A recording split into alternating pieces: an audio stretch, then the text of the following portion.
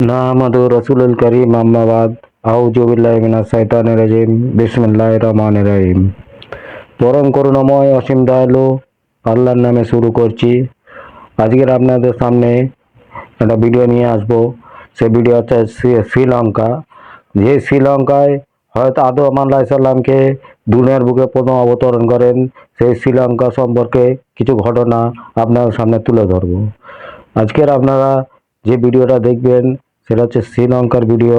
যদি ভিডিও ভালো লাগে অবশ্যই লাইক কমেন্ট শেয়ার করবেন এবং আমার ভিডিওটাকে সাবস্ক্রাইব করবেন আর বেশি বেশি শেয়ার করবেন।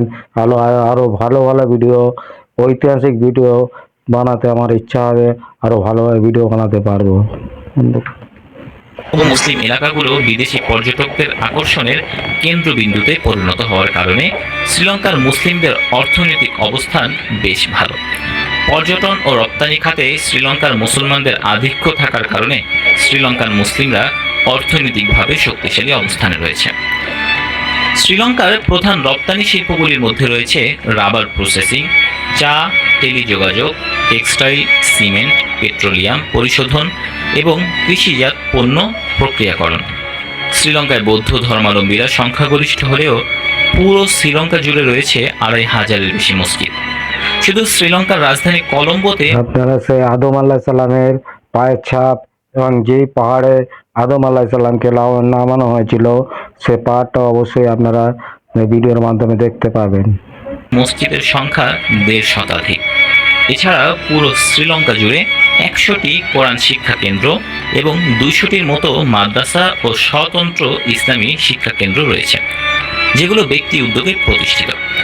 শ্রীলঙ্কায় দাওয়াতে তাবলিগের কাজ চালু আছে। শ্রীলঙ্কায় তাবলিগের মারকাজ পরিচালনার জন্য গ্র্যান্ড পাস রোডের মসজিদটি বেশ বিখ্যাত। ২০১৪ সালে শ্রীলঙ্কার সর্ববৃহৎ গ্র্যান্ড পাস মসজিদটির উদ্বোধন করা হয়। ওই মসজিদে একসঙ্গে প্রায় ২৫০০ মুসল্লি নামাজ আদায় করতে পারে। শ্রীলঙ্কার উত্তরাঞ্চলের মানার শহরে ওই মসজিদটি অবস্থিত। রাজনীতিতে সংখ্যালঘু মুসলমানদের রাজনৈতিক দল শ্রীলঙ্কার মুসলিম কংগ্রেস বেশ প্রভাবশালী। অন্য রাজনৈতিক দলেও মুসলমানদের গুরুত্বপূর্ণ অংশগ্রহণও রয়েছে। শ্রীলঙ্কায় দেওবন্দের অনুসরণে বেশ কিছু মাদ্রাসা রয়েছে। এখানকার শ্রীলঙ্কার মুসলিমদের প্রায় সিংহভাগই তাবলিগের কাজের সঙ্গে সংযুক্ত। প্রতি বছর প্রায় ৩০০০ মুসলমান শ্রীলঙ্কা থেকে হজ পালন করেন। যদিও শ্রীলঙ্কার মুসলমানরা সৌদি আরবের কাছে হজের কোটা বাড়ানোর আবেদন করে আসছে। দীর্ঘদিন ধরেই শ্রীলঙ্কার মুসলমানদের বিভিন্ন সংগঠনের উদ্যোগে প্রচুর সামাজিক কাজের উদ্যোগ নেওয়া হয়, যা তাদের দিয়েছে আলাদা পরিচিতি। সব মিলিয়ে বলা চলে সেখানকার মুসলমানরা বেশ ভালোই আছেন নিজস্ব পরিচিতি নিয়ে। ১৯৪৮ সালে শ্রীলঙ্কা ব্রিটিশদের কাছ থেকে স্বাধীনতা লাভ করে। স্বাধীনতা লাভ করার পরপরই শ্রীলঙ্কার বৌদ্ধ এবং তামিল হিন্দুদের মধ্যে রক্তক্ষয়ী সংঘর্ষ শুরু হয়। এর প্রধান কারণ ছিল শ্রীলঙ্কার বৌদ্ধ শাসিত সরকার শ্রীলঙ্কায় বসবাসরত ৮ লক্ষ তামিল হিন্দুদের নাগরিকত্ব কেড়ে নেয়। শ্রীলঙ্কার সরকার তামিলদের ভারত থেকে আসা অবৈধ অনুপ্রবেশকারী বলে ঘোষণা করে। তামিল হিন্দুদের নাগরিকত্ব ছিনিয়ে নেওয়ার কারণে শ্রীলঙ্কায় বসবাসরত তামিলরা শ্রীলঙ্কার জাতীয় নির্বাচনে ভোট দিতে পারত না। এমনকি তামিল জনগোষ্ঠীর কোনো ছেলেমেয়েরা বিশ্ববিদ্যালয়ে পড়াশোনা করারও সুযোগ পেত না।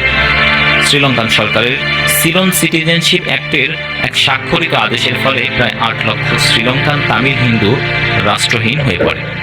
তামিল হিন্দুদের প্রতি শ্রীলঙ্কার সরকারের বৈষম্য নীতির কারণে শ্রীলঙ্কার সঙ্গে ভারতের সম্পর্ক খারাপ হয়ে ওঠে।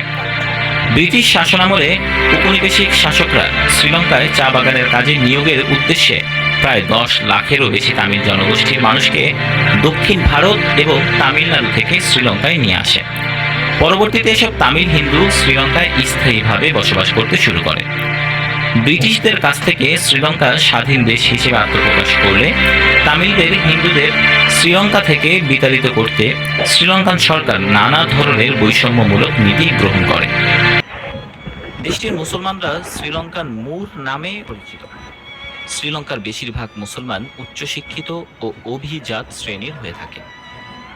শ্রীলঙ্কায় সংখ্যাগরিষ্ঠ বৌদ্ধ, সিংহলী কিংবা তামিল হিন্দু জাতিগোষ্ঠীর তুলনায় শ্রীলঙ্কার মুসলমানরা অর্থনৈতিকভাবে ধনী ও সম্ভ্রান্ত পরিবারের হয়ে থাকে। শ্রীলঙ্কার ব্যবসা, বাণিজ্য, রাজনীতি, প্রশাসন সহ নানা ক্ষেত্রে রয়েছে মুসলমানদের শ্রীলঙ্কার ঘটনা দেখলেন, তো সেখানে মুসলিমরা ইনশাআল্লাহ মাশাআল্লাহ আরামে আছে। যে শ্রীলঙ্কায় হয়তো আদম আলাহ সাল্লামকে দুনিয়ার বুকে অবতরণ করা হয়েছিল, সেই শ্রীলঙ্কাতে ইসলামী মুসলিমরা ভালোভাবে আছে ইনশাআল্লাহ। তো কথা হচ্ছে, যদি আমার ভিডিও আপনাদের ভালো লাগে, লাইক করবেন, কমেন্ট করবেন, শেয়ার করবেন, সাবস্ক্রাইব করবেন। তো এই ভালো ভালো ভিডিও, ঐতিহাসিক ভিডিও তৈরি করতে ভালো লাগবে। এরপরে নেক্সট আমার ভিডিও আসবে ইউক্রেন সম্পর্কে, ইউক্রেনের ভিডিও নিয়ে আসবো।